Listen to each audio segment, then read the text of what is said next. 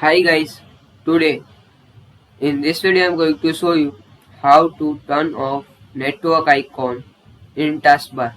This guys a very easy and simple method. First, right click any empty area in taskbar. Here you see taskbar setting option is available.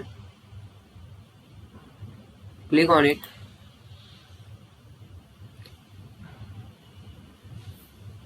Then scroll down. Here you see turn system icon on or off. Click on it. And here you see network icon is available. Here you see this is network icon in taskbar. Off it. Here you see no network icon is available.